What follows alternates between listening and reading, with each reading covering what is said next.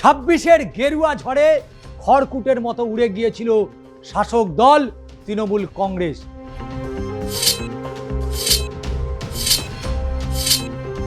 খাস তালুক দক্ষিণ কলকাতাও হাতছাড়া হয়ে গেল মমতা বন্দ্যোপাধ্যায়ের।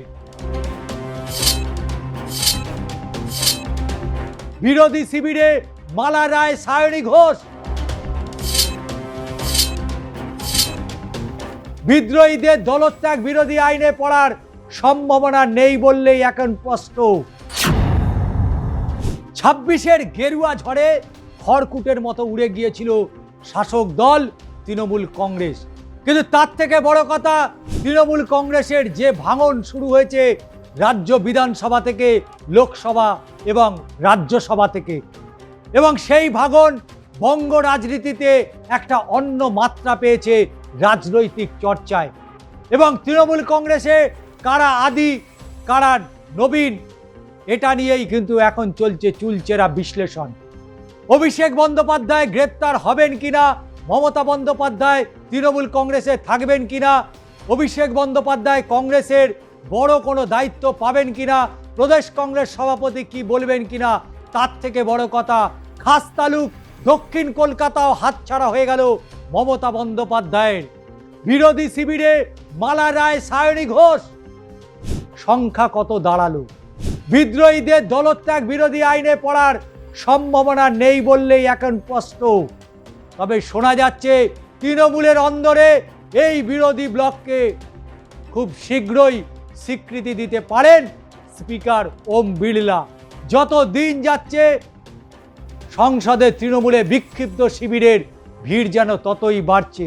দিন দুয়েক আগেই তৃণমূল সাংসদের একটা বড় অংশ দিল্লিতে গিয়ে কেন্দ্রীয় মন্ত্রী ভূপেন্দ্র যাদবের বাড়িতে গিয়ে চা বৈঠক করেছিলেন। শতাব্দী রায়, কাকলি ঘোষ দস্তিদারের নেতৃত্বে সেদিন তৈরি হয় বিদ্রোহী ব্লক। আর সেই বিদ্রোহী ব্লকে নাকি ভিড় ক্রমশ বাড়ছে। অত্যন্ত বিদ্রোহীদের তেমনটাই দাবি। কিন্তু প্রশ্ন হচ্ছে এই বিদ্রোহীদের সংখ্যাটা ঠিক কত? তারা আদৌ দলত্যাগ বিরোধী আইন এড়িয়ে যেতে পারবেন তো? বিদ্রোহী শিবিরের দাবি তাদের হাতে সাংসদ সংখ্যা 20-এরও বেশি। সেদিন নাকি 16 জন তৃণমূলের সাংসদ সেখানে উপস্থিত ছিলেন, আর 2 জন সেদিনের বৈঠকে ভার্চুয়ালি ছিলেন। তারাও নাকি সই করেছেন ওই চিঠিতে। এখানেও তো সই জাল নিয়ে সমস্যা হতে পারে, তাই না? কারণ এর মধ্যে বিরোধী শিবিরের সংখ্যা আরও বেড়েছে বলেই সূত্র মারফত জানা যাচ্ছে। দিল্লিতে উড়ে গিয়েছেন দক্ষিণ কলকাতার সাংসদ মালা রায়।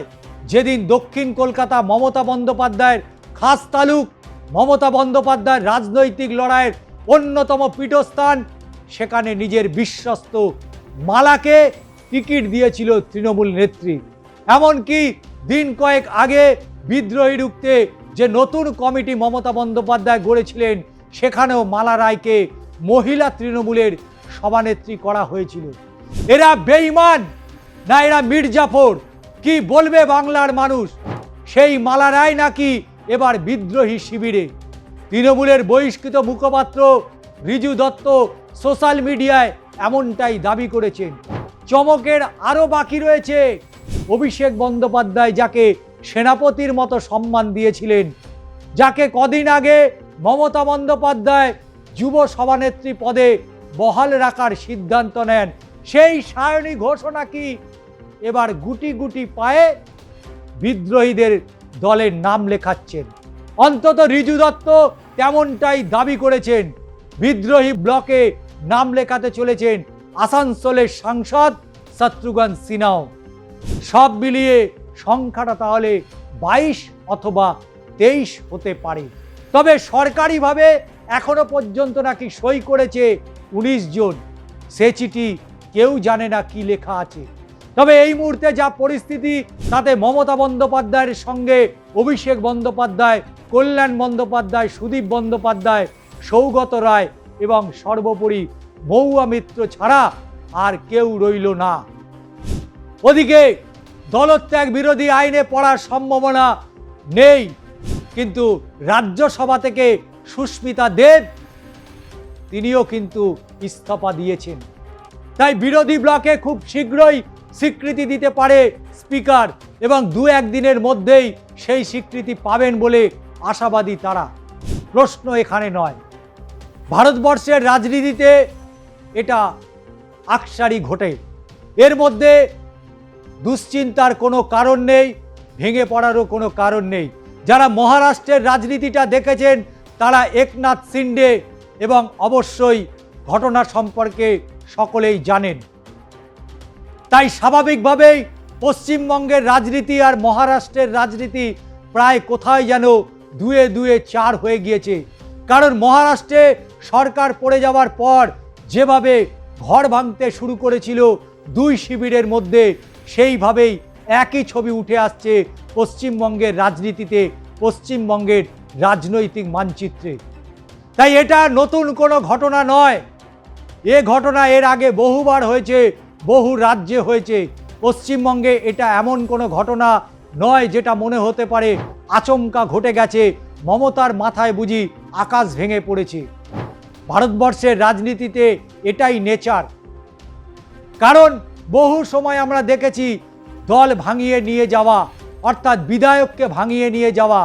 এক সময় 2011 সালে মমতা বন্দ্যোপাধ্যায় যখন ক্ষমতায় এলো, অনেক সিপিআইএম নেতা, অনেক সিপিআইএমের বিধায়ক যারা সিপিএম ছেড়ে তারা তৃণমূল কংগ্রেসে চলে এসেছিল, তারা এক সময় সিপিএমের তাবড় সমস্ত পরিবার, যার বাবা কাকারা মন্ত্রী ছিলেন, সিপিএমের বড় নেতৃত্বে তারা ছিলেন। কিন্তু 11-র পরে বহু সিপিএম বিধায়ক তারা তৃণমূল কংগ্রেসে চলে আসে।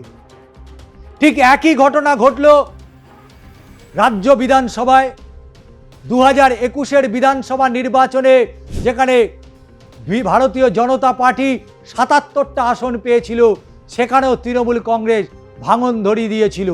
অনেকের মনে আছে বাইরন বিশ্বাস, সেই বাইরন বিশ্বাস যাকে সাগরদিঘি থেকে মানুষ নির্বাচিত করেছিল বাম কংগ্রেসের জোটের প্রার্থী হিসাবে। সেই বাইরন বিশ্বাস বেইমানি করেছে, কারণ বেইমানিটা তার ছত্রে ছত্রে রয়েছে। কারণ মমতা বন্দ্যোপাধ্যায় বাইরন বিশ্বাসকে তৃণমূলে নতুন করে টিকিট দিয়েছিল 2024-25-এর নির্বাচনে।